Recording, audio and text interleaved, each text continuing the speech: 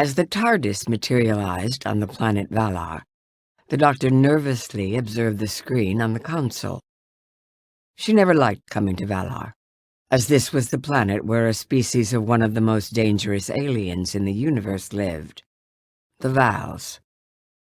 The Vaals were creatures with an endless hunger, especially for memories.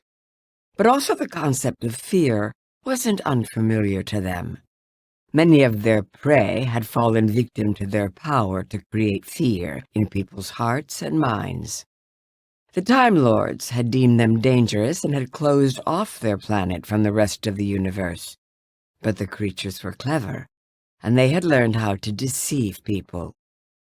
Observing their victims' memories, they would take on a form that the victim would be comfortable with, and trick them in order to get close to feed on their memories.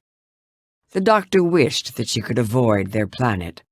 Unfortunately, it was the only place where she could find a special kind of crystal to fuel the TARDIS.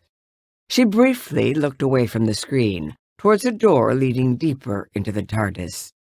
Yaz was currently in the swimming pool, and the doctor didn't want to leave her alone in the ship as she went to gather the crystal. On the other hand, how difficult would it be to just get one crystal? Okay, Doctor. You just go out there, grab a crystal, and get back in the ship. Yaz won't notice you're gone. With her mind made up, the doctor exited the TARDIS. She walked through the barren wasteland and rather quickly stumbled upon a spot where several crystals were sticking out of the ground. She bent over to pick one up as she heard a sound behind her. She quickly turned, and for a moment, she was surprised to spot a familiar figure. Hello, Doctor. It's you. Or is it? I was looking for fuel on this planet for my ship. Such a coincidence that you're here as well. Yeah, a rather curious coincidence. Too big to be a coincidence, actually. What are you talking about? I'm confused. Tell me, Doctor, are you familiar with the Vaals? Of course. They're part of ancient Time Lord myth. They're said to be nasty, hungry lizard creatures that feed on people's memories. Your use of the word lizard intrigues me, as no one, not even the ancient Time Lords, have seen what a Vaal really looks like. And do you know why that is? Because they like to play with their food, have a bit of fun before they completely devour the delicious memories inside the mind of their victims. Interesting use of the word delicious. Ah, how would you know memories are delicious if you've never eaten them? Now you don't know what to say, do you? Well, let me answer the question for you. You know, because you're a Vaal. That face you're wearing, Ruth, you saw her in my memories, didn't you? It's said that the Vaals always take on an appearance their victim is comfortable with. You were doing a good job. It's just a shame about the constant hissing. That gave you away immediately. Clever, Time Lord. However, just because you figured it out doesn't mean I'm not going to eat your memories. Ah, I was afraid you were going to say that. But it's not going to happen. My memories are too precious to me. Besides, I'm over 900 years old.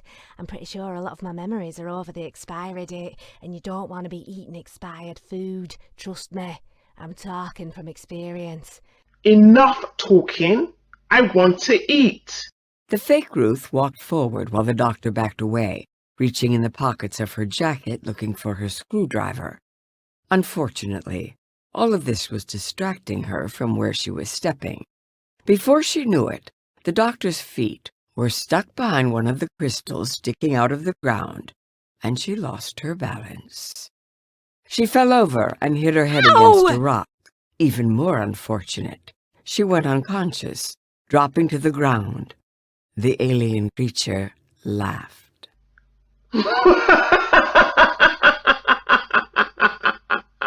And what had looked like the fugitive doctor for the last few minutes, started to morph into something that can best be described as a giant lizard, though purely black and with horrendous teeth and slime dripping from its mouth. And now, it's dinner time. The Vaal kneeled down beside the unconscious doctor and started making a sound that resembled a sucking noise as glowing dust started to rise from the doctor's head.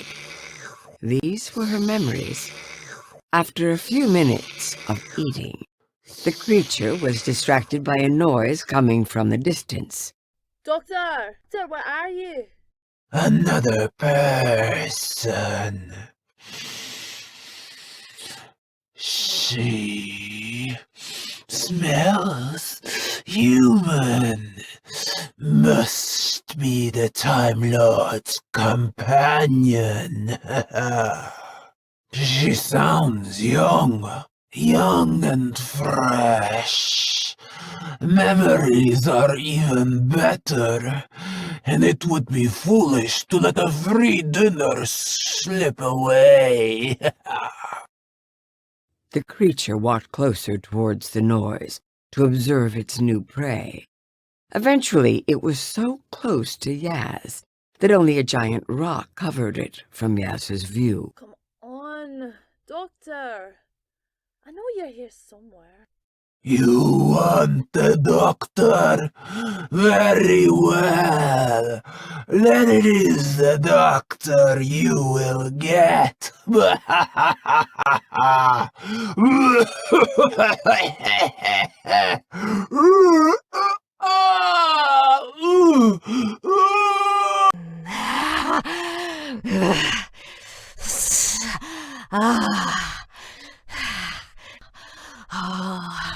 Oh, brilliant.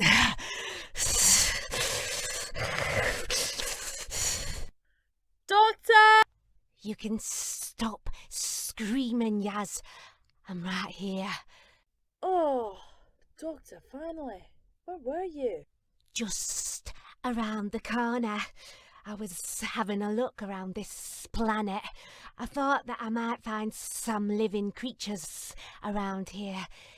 But it turns out this planet is desolate. Then why did we come here? There must be something wrong with the ship. I should go back inside and check if everything is all right. Seems like a good idea. I don't know what it is, but something about this place gives me the creeps. Come, let's go. The sooner we know what's wrong with the TARDIS, the sooner we can hopefully be out of this place. Of course, but hang on.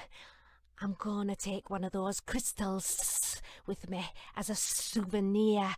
So love to gather artifacts from the worlds I visit. This was a lie. The Vaal had heard the doctor talk to herself about how the crystals could be used for fuel, right before it had approached her in the guise of Ruth. If it was going to access the doctor's ship, then why not see if she could get it working? The more the creature started to think about it, the more the idea seemed to be an advantage. After all, if it could get the ship working, then the Vaal could explore other worlds and devour even more memory. It was like an invitation to a feast. Doctor, you coming? The girl's voice woke the Vaal from its thoughts. It quickly put one of the crystals in its pockets and followed the girl. I'm on my way. Soon the two of them disappeared through the doors of the blue box, neither of them paying attention to the unconscious woman several miles away. When she would finally awaken, it would be because of a familiar wheezing noise. Will the doctor ever get her TARDIS back? Will Yaz ever notice that she was in very big danger? Or is the universe going to suffer at the hands of the Vaals? Find out in Chapter 2. Coming soon.